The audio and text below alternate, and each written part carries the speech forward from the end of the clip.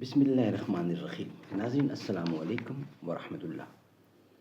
معارف القرآن جلد دوم۔ ناظرین آج پہلی قسط ہے، یعنی ایپیسوڈ نمبر 1 اور وی لاگ نمبر 370، پیج نمبر 390، معارف القرآن جلد دوم، سورۃ النساء نمبر 4 اور آیت نمبر 33۔ ناظرین روزانہ کی بنیاد پر ہم آپ کے سامنے رکھ رہے ہیں قرآن کریم کا ترجمہ، تشریح اور تفسیر، تلاوت کلام پاک سمیت۔ ناظرین اس کتاب کا ٹائٹل ہے معارف القرآن جلد نمبر 2، سورۃ آل عمران سے لے کر سورۃ النساء تک، پارہ نمبر 3 کا رکوع نمبر 9 سے لے کر پارہ نمبر 6 کا رکوع نمبر 4۔ رائٹر اس کتاب کے حضرت مولانا مفتی محمد شفیع صاحب عثمانی رحمۃ اللہ علیہ، مفتی اعظم پاکستان۔ نحمده ونصلی علی رسولہ الکریم، بسم اللہ الرحمن الرحیم۔ قال النبی صلی اللہ علیہ وسلم خیرکم من تعلم القرآن وعلمہ، بہترین لوگ وہ ہیں جو خود بھی قرآن پڑھیں، دوسروں کو پڑھائیں، سکھائیں اور لکھائیں۔ ایک بار اور بھی طیبہ سے فلسطین میں راستہ دیکھتی ہے مسجد اقصیٰ تیرا، قوت عشق سے ہر پست کو بالا کر دے، دہر میں اسم محمد سے اجالا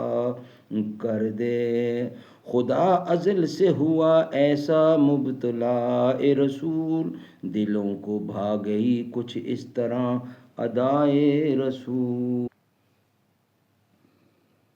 ایپیسوڈ نمبر 1، وی لاگ نمبر 370، پیج 390 ہم آپ کے سامنے رکھ رہے ہیں۔ ناظرین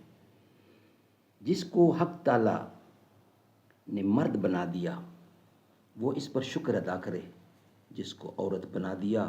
وہ اس پر راضی رہے اور سمجھے کہ اگر وہ مرد ہو جاتی تو شاید مردوں کی ذمہ داریوں کو پورا نہ کر سکتی اور گناہ گار ہو جاتی۔ جس کو اللہ تعالیٰ نے خوبصورت پیدا کیا وہ اس پر شکر گزار ہو کہ اس کو ایک نعمت ملی، اور جو بدصورت ہے وہ بھی رنجیدہ نہ ہو اور سمجھے کہ میرے لیے اسی میں کوئی خیر مقدر ہوگی۔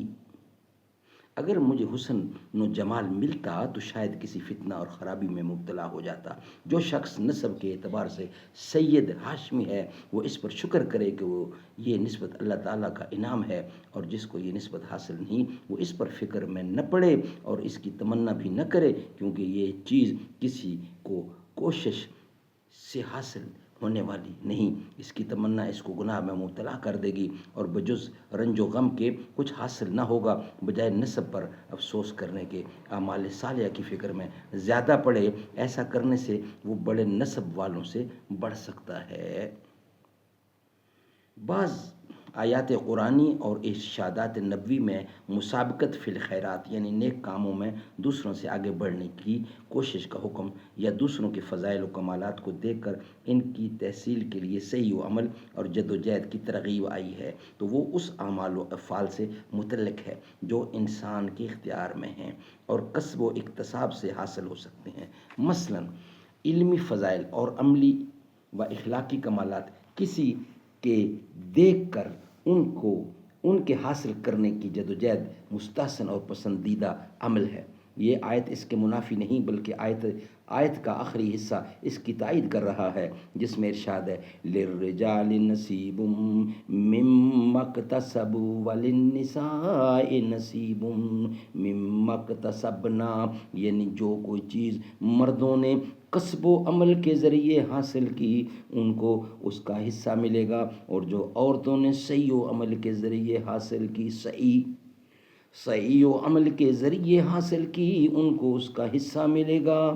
اس میں یہ ارشاد موجود ہے کہ فضائل و کمالات کی تحصیل میں کسب و اکتساب اور جد و جہد بیکار نہیں، بلکہ ہر مرد و عورت کو اس کی سعی و عمل کا حصہ ضرور ملے گا۔